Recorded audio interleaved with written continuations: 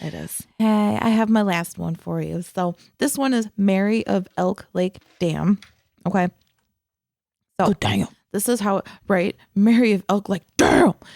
On February 15th of 1974, Mary Schlais was hiking from Minneapolis to Chicago to attend an art show. Mary was 25 and she was an art student in Minnesota, or she had recently graduated. Some different stories that I read said different things. She left around 10:30 in the morning and she actually got murdered. Her body was found only 3 hours later after she left near Elk Lake in Dunn County, which is over near Chippewa Falls. Now, Minneapolis is only about 1 hour and 20 minutes away from Dunn County. I Google mapped it. So it's hard Shout out to Google. tell. Whoop, shout out Google. It's hard to tell what happened in the other hour and a half that might have transpired during that time.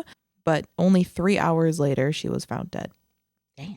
All things considered, she was found very quickly because a neighbor in the area saw the murderer dumping something out of their car onto the side of the road. And of course, that looks suspicious, you know. The neighbor gave a description of the suspect and stated that they were driving an orange or a gold car. Unfortunately, no license plate was seen, so the witness was unable to provide that. They still haven't found the actual murderer. When police arrived, they found the body of Mary in a ditch near the lake, about half a mile away from the bridge, and she had been stabbed over 12 times. Yeah. There was really no other evidence besides a letter that arrived at a local crime lab 8 months later that simply stated, "Did you ever think man that found murdered girl at Elk Lake also put her there?" I love how you just read that. The way it's worded, I feel like they would probably talk like that. There were no other leads, and the case went cold, and it's still a cold case today. Since the murder, there have been quite a few sightings of a woman near the bridge at Elk Lake. So some of the most interesting sightings. Number 1, 2 men were sitting by the dam together. I think they were fishing, and one friend turned around. He saw a vision of Mary, who then said to his friend, "There is a glowing white woman behind us." And his friend said, "I know, but I'm not turning around." Okay.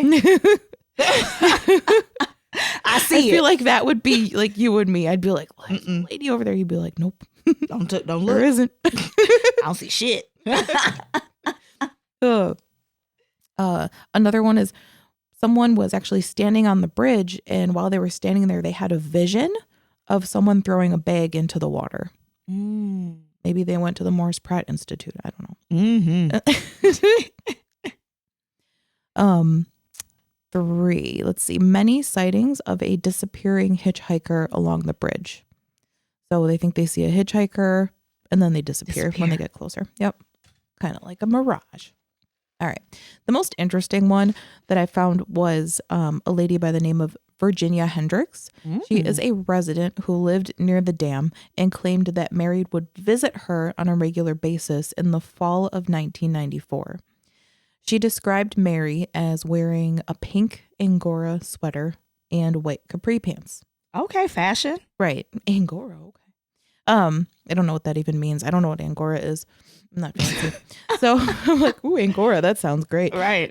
They think that Mary may have been an apparition because she seemed to show up at the same time every day in the morning and afternoon. Mary would actually walk through Virginia's garden and tap on her window. And Virginia would come out and actually bring food out to her. Mary always wore the same clothes, always showed up at the same time each day. And it seems that nobody but Virginia could see her. And Virginia actually passed away soon after that in February of 1995. So R.I.P.V. Right. Side note, the Dunn County Sheriff had stated that Mary was not wearing a pink sweater and white capri pants when she died. So I leave you with this question. Do you think that the dead can change clothes? Ooh. Huh. I would hope so. Because I usually try my best when I leave the house to look good. Because it's like, I would hate to be buried and I mean not buried, but stuck in this outfit for eternity. So I try to look good. But if we can change clothes, game changer. Right. I mean, apparently some ghosts can't change their taste in alcohol. So Shit, true. Like, do you think that means that they can't change anything about themselves? Like they're just frozen in time as the person that they were? Huh.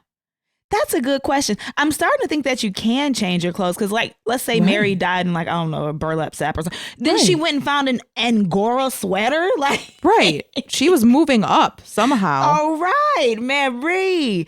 God, do you guys think that ghosts can change their clothing?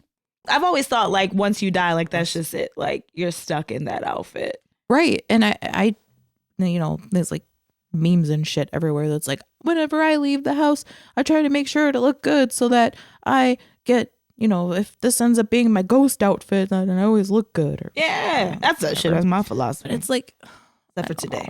I just feel like we've come such a long way with technology. I feel like ghosts would probably be able to change. Yeah. Clothes. And I mean, if they can, you know, get angry enough or think hard enough, I don't know how it works, and actually physically touch. Think hard enough. Right. Like, I'm going to touch you. You're going to feel it. If they can actually physically touch, like, the living, why can't they touch themselves and, like, change? They can move shit around. They can naked. change the air temperature, hot or cold. You know. I'd just be a naked ghost.